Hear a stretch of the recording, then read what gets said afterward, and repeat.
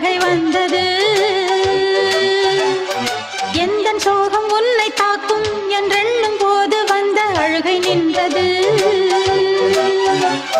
மனிதர் உணர்ந்து கொள்ள இது மனித காதல் அல்ல, அதையும் தாண்டி புனிதமானது.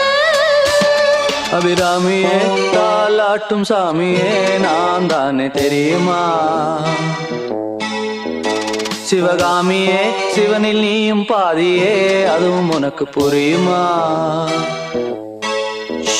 சுபலாலி லாலியே லாலி லாலியே அபிராமி லாலியே லாலி லாலியே அபிராமியே தாலாட்டும் சாமியே நான் தானே தெரியுமா?